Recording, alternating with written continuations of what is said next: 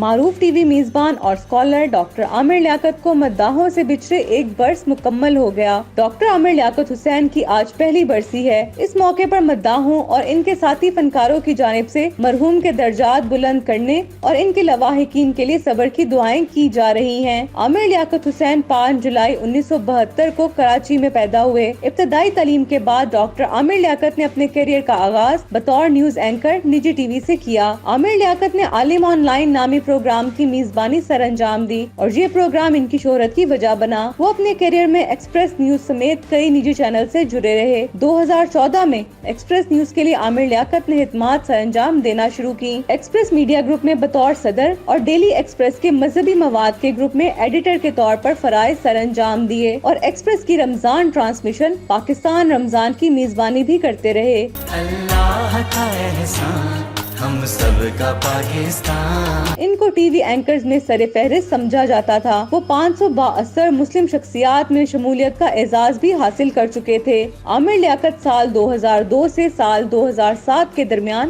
رکن قومی اسمبلی رہے اور انہیں پرویز مشرف کے دور میں حکومت میں مذہبی امور کا وزیر بھی بنایا گیا۔ تاہم 2018 کے انتخابات میں پاکستان تحریک انصاف کے ٹکٹ پر دوبارہ رکن قومی اسمبلی منتخب ہوئے۔ عمران خان کے خلاف تحریک عدم اعتماد کے دوران انہوں نے پاکستان تحریک انصاف کا ساتھ مارچ 2022 میں چھوڑ دیا تھا۔ ڈاکٹر عامر لیاقت کی پہلی برسی پر ان کی سابقہ اہلیہ بشرا اقبال نے سوشل میڈیا پر جذباتی پیغام جاری کرتے ہوئے شعبے ستاروں کی جانب سے موصول ہونے والے پیغامات کو سوشل میڈیا پر شیئر کیا۔ عامر لیاقت کی برسی پر اداکارہ یمنا زیدی، ندا یاسر، اداکار ساجد حسن اور سینئر اداکارہ بشرا انصاری سمیت دیگر نے ان کی مغفرت کی دعائیں کی۔ یاد رہے کہ ڈاکٹر عامر لیاقت حسین 9 جون 2022 کی دوپہر کو کراچی میں اپنے گھر میں مردہ پائے گئے تھے۔ انہیں اسپتال منتقل کیا گیا جہاں ان کے انتقال کی تصدیق کی گئی تھی۔